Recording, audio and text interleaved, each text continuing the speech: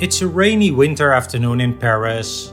There's a peaceful atmosphere on the street. You can hear the rain and the rolling horse carriages while the people are tending to themselves. People are not looking at each other, including the lady in the foreground whose umbrella is dangerously close to bumping against the umbrella of the man walking towards her. This is Paris Street Rainy Day, painted in 1877 by the French artist Gustave Caillebotte. Compared to other paintings from this period, it's a very modern painting of the capital of France. You can see the recently designed wide streets and large buildings of Paris, a result of Baron Haussmann's modernization of the city in the 2 decades before. The complex kind of intersection that you see here is still something that you can see in the Paris of today, easily having 8 streets come together at once. And if you look carefully at the ground floor of the building here, it says that there is a pharmacy located there. And today there is still a pharmacy located on that exact place. Baron Haussmann created a city with wide boulevards that would connect one square to another one in a straight line, with monumental apartment buildings with luxurious flats and a uniform facade. And there were specific rules for building that you can see in this painting as well.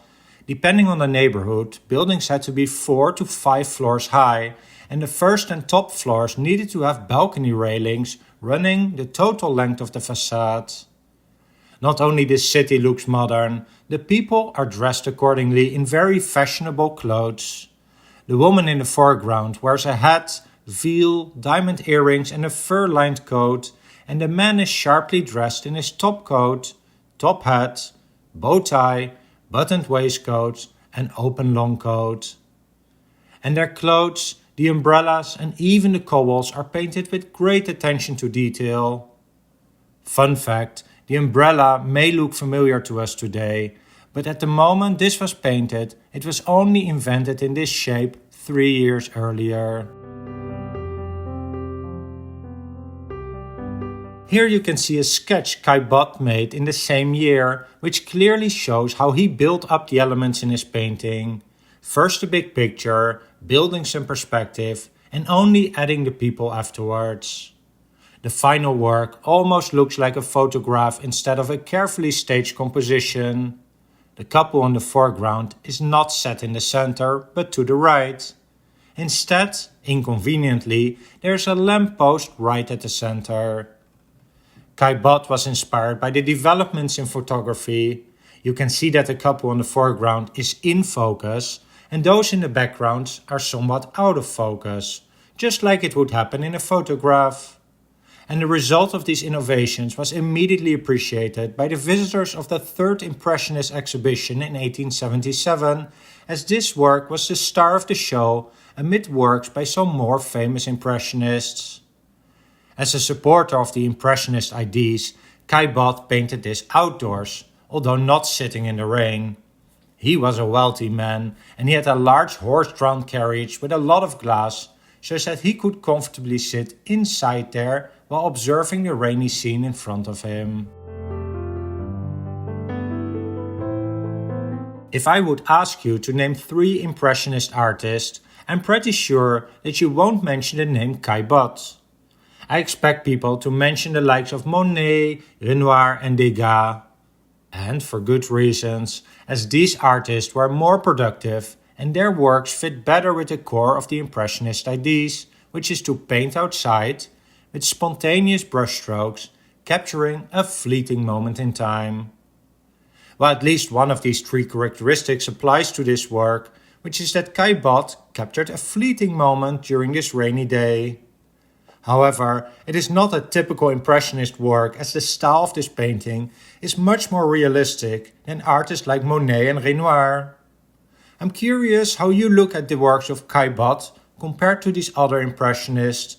Just let me know in the comment section down below. Another reason that Caillebotte is not that well known is that he did not have to sell his paintings during his life, as he received a large inheritance, first when he was 26 and his wealthy father died, and even more 4 years later when his mother died. And obviously, when you are a millionaire, You don't have to work hard to sell a painting for a few $100. In fact, he never sold a single painting during his life. Caillebotte actually became a patron of the arts and a collector, while still painting for fun without any stress. He bought works of the other Impressionists during a time that no one else was interested in buying them. For example, he helped Monet early in his career by paying the removal cost and rent for Claude Monet, as well as buying 18 of his canvases. He stayed in touch with the Impressionists even when they had become successful, attending their monthly dinner in Paris and always paying the bill for everyone, even though the likes of Monet and Renoir had become wealthy by then as well. As a result of him not exhibiting his works anymore and not selling them, only in 1994, 100 years after his death, did he get his first proper solo exhibition, a retrospective showing some 100 paintings, some of which you can see here. The reason was that after his death in 1894 at age 45, his family kept a large majority of his work, and until the 1950s they did not sell them to the public. Only a few works from during his life were in museum collections before that. He did help to promote the other Impressionist artists, however, as he was smart enough to create a will in which he bequeathed his art collection to the nation of France. However, there were some conditions in his will. The state could not exhibit those works in some shabby museum, but only in a good museum, and only when the public was ready for it. He estimated himself that that would happen only by the end of the 19th century, and he was actually right about that. In his bequest was originally no single painting of himself, but the executor of his will, colleague Pierre-Auguste Renoir, decided to include one of his magnificent works anyway, which was the Floor Scrapers. Let me tell you one more fun fact about Caillebotte. While he always kept painting privately, he had another big hobby, which was rowing and yachting. He had his own crew, owned a boatyard, and designed very fast yachts. He actually became 3 times the best regatta sailor of France. Well, I hope you enjoyed this discussion of Paris Street Rainy Day, a unique mix between the Realism and Impressionism styles. The painting had been acquired by the Art Institute of Chicago in 1964, where you can still see it today. And it's bigger than you probably imagine, measuring some 210 by 280 centimeters. If you enjoyed this video, please hit the like and subscribe buttons, and don't forget to hit the notification bell if you want an automatic reminder when new videos are released on this channel. Thanks for watching.